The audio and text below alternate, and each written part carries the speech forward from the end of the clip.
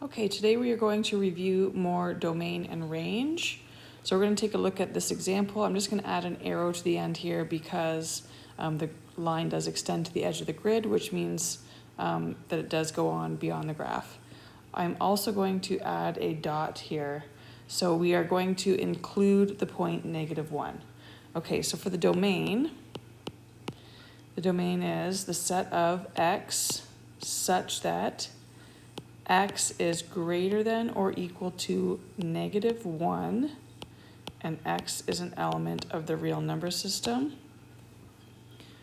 For the range is the set of y values such that y is greater than or equal to 0, and y is an element of the real numbers.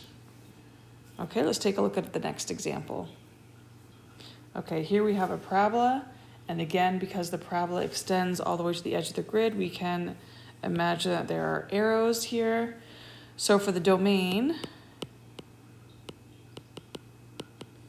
so D is equal to the set of x values such that x is an element of the real numbers. So because our parabola goes infinitely below, it includes all of the x's that are positive and all the x's that are negative and everything in between, so x is an element of the real number.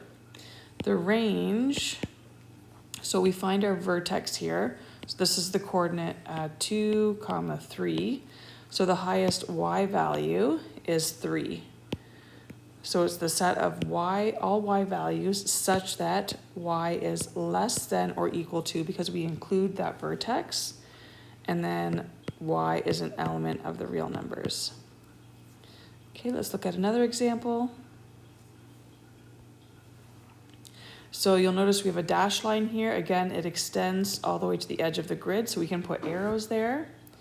So we're going to be dealing with integers because we have a dashed line. So the domain is the set of x values such that x is an element of the integers. So you could use z or you could use I for integers. Okay, and that's because the line extends infinitely in both directions, so it includes all of the x's, positive and negative. The range, very similar to the domain here, the set of y values such that y is an element of the integers. So either z or I. Okay, let's see what we have next. Linear. Let's look at this one here. Okay, so I'm going to put a closed circle at these 2 points. I'm also going to put a closed circle at the vertex here. So for the domain, so this point is -2, 15. This point is 2, -1. And this point is 4, 3. So the domain is the set of x values such that x is between and including, so between -2 and +4.